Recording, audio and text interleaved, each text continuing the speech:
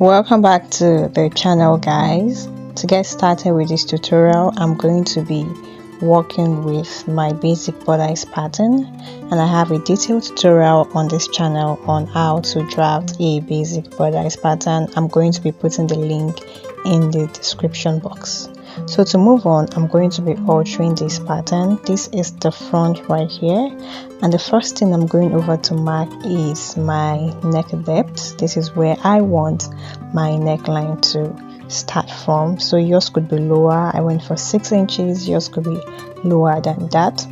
After that, I'm going over to draw in my dart, which is going to be half of the bust span measurement. Then I'm going to be taking in my dart on both sides of that measurement that I marked.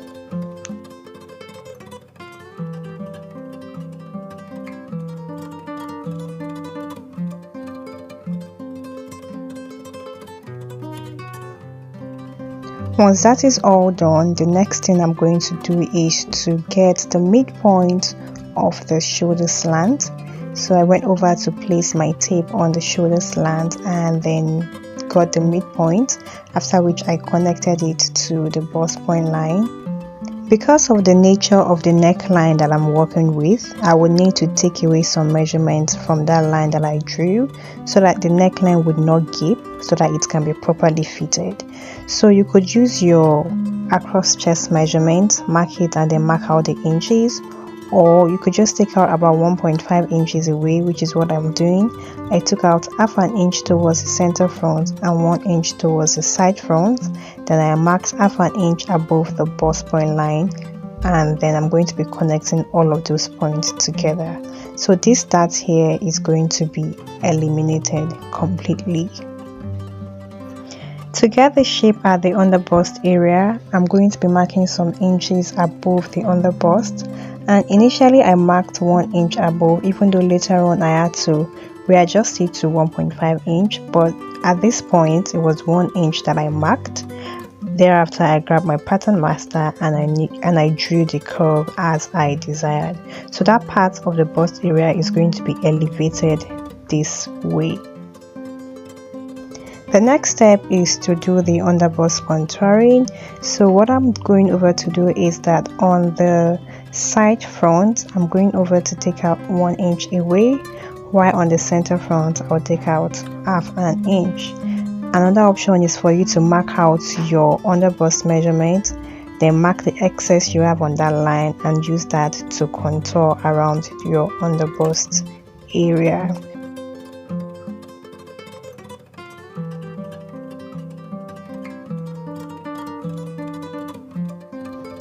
This part of my pattern also is going to be eliminated. Moving on, I went ahead to draw in my bust dart because I haven't done that already, and then I connected it as it should be done. Also, I labeled my pattern so that I do not get confused later on. I have my center front right here and I have my side front right on this part of my pattern. The next thing I will do is to finish up my neckline. So I want the neckline to go a little bit deep at the center front region. So what I'm doing is to mark 1 inch below the initial line that I marked, and then I'm going to be creating a sweetheart neckline. At this point you can make yours deeper than this depending on how deep you want this to be, but I am comfortable with what I marked right here. So guys, just in case you want to add a yoke to your pattern, this is what you're going to be doing. You're going to be marking the length of your yoke, your shoulder slope desired length. So let us just go for 3 inches. So I'm just going over to mark 3 inches on the shoulder slope.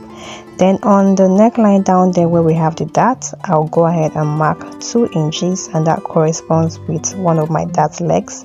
Then I'm going to be connecting the points together this way. So this part right here is going to be serving as the yoke. However, for me, I'm not going to be adding a yoke to this pattern, to this dress, but if you want to fix a yoke, this is the way you're going to be drafting out your yoke. This is all for the front pattern, guys. So let's move on to the back. For the back, the very first thing I'm going to be doing is to extend the 6 inches mark the 6 inches depth that I marked initially. Once that is all done, I'll go ahead and then mark out my dart. For the back, I'm not going to be splitting the back into two, rather I'm going to be picking the dart directly on the fabric.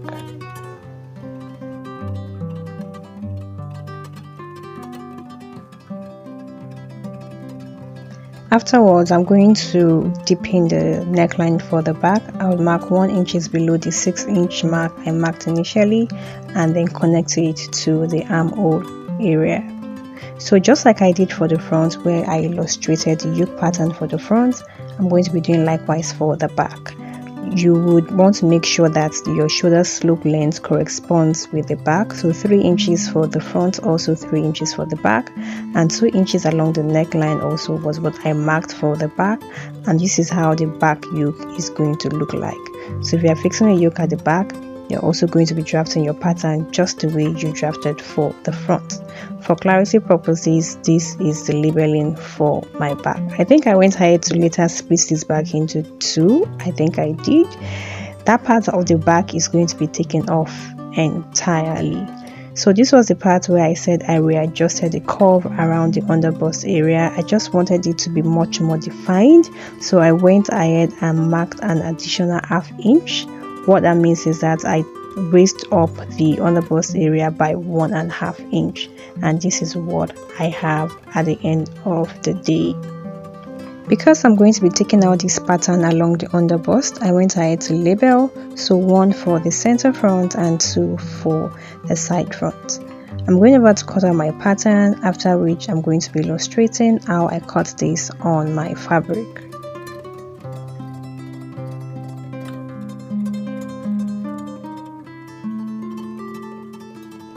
So guys, it is also very important to note that whenever you're taking a dart from your pattern, sometimes when you align your pattern together, they might not match up, and this is the case here. So you can see that I have closed my darts, but my center front and side front are not aligning. So what I'm going over to do is to redraw my neckline so that they can match up, and then I'm going to be cutting out my darts.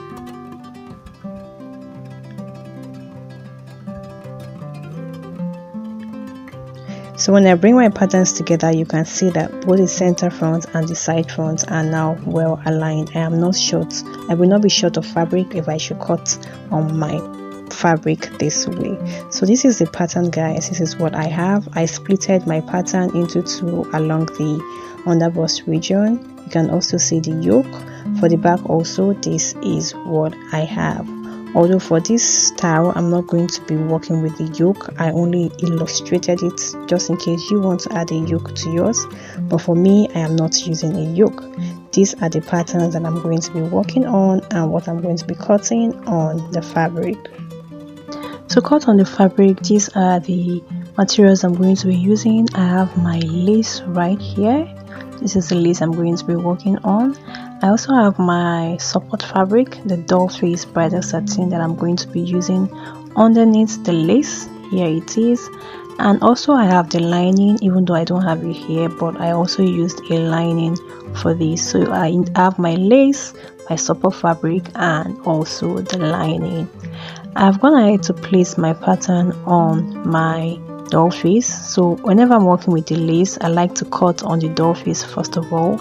Then whatever I cut on the doll face is what I'm going to be cutting on the lace, and that is because I am able to stable my doll face better than the lace.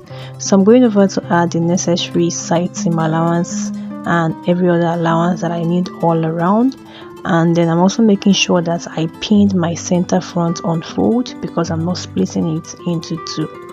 Once I'm done adding all the necessary side seam allowances, I went ahead to cut out these fabric pieces.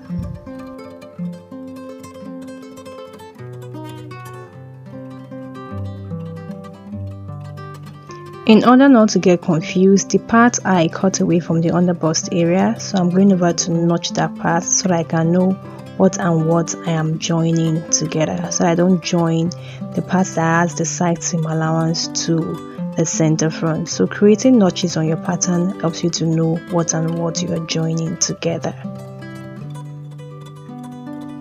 I am done cutting, and here is what I have. I had to cut out the lace and also the doll face, which is the support fabric. Also, I've gone ahead to iron in interfacing on the doll face on the support fabric. So to sew this, I'm going to be stitching the side front to the center front on both sides. This is how this is going to be stitched down. Then for the underbust part, the part I cut out from the underbust region, this is what I have. I've gone ahead to pin them together appropriately, the side front to the center front, and I'm going to be stitching that down. Also for the back, also I went ahead to later split my back into two, and here's what I have. So I'm going to be joining this together, the lace and the support fabric separately, also the lining separately. This is the lining for the back. I went ahead to iron in interfacing because this fabric I got is just too light. I couldn't get a much more thicker one, so to give it some structure, I ironed in interfacing. Also for the front, I have the lining for the front the exact same way I cut out for the main fabric too, and this is that underbust region that I cut out. So guys, I'm done stitching, and here's what I have. This is the bust area. This is what it looks like. I've also gone ahead to iron my seam lines flat and open. You can add an additional interfacing while ironing, but this is just fine for me. This is the underbust region that I cut out, and this part is going to be stitched along the underbust. This is also the back. I've gone ahead to stitch and also iron my seam lines open. For the lining, I have likewise, I've gone ahead to stitch the center front and the side front together, and this is also the underbust part that I cut out, which is going to be stitched together along the underbust. I also have the lining for the back likewise, so it's very important you iron as you sew.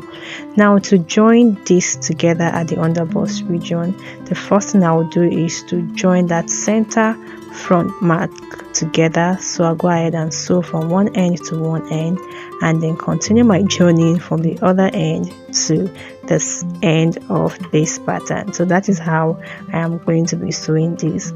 Also, to make it easier, you might want to pin this together, which was what I did, and this is the outcome. So after sewing, you also want to trim, notch, and then iron your seam lines open so that that place does not appear bulky. The next thing is to turn the edges with the lining, and to do that, I'm going to be placing right sides of the lining against the right sides of the main fabric, which is what I have here. So I've gone ahead to place right sides of the lining against the right sides of the main fabric. I'll stitch it down along the neckline and also along the sides. I would do likewise for the back. Also place right sides against each other, stitch it along the neckline, along the zipper area, and also along the sides. So guys, here is the outcome so far. You can see the underbust region, see the curve, see the shape that we were trying to achieve. At this point, if you want to add a boning, feel free to add boning to this. However, the person I made this for does not want a boning, hence the reason I did not add a boning to this. But if you want, please go ahead, create your boning channels and insert your boning. I love the way the underbust area came out so nice, and I also love the fact that my darts lines are matching up closely, because this is really a tug of war sometimes. So for this tutorial was much more concentrated on the bodice part, the top part, but I went ahead to draft out the skirt part and to join to the top part, and this is the final outcome of the dress. I also created a drape along the bust area just for some design, and this is what it looks like. If you found this tutorial helpful, make sure you give it a huge thumbs up. If you haven't subscribed to the channel, kindly click on the subscribe button below, and until my next tutorial guys, make sure you stay blessed. Goodbye.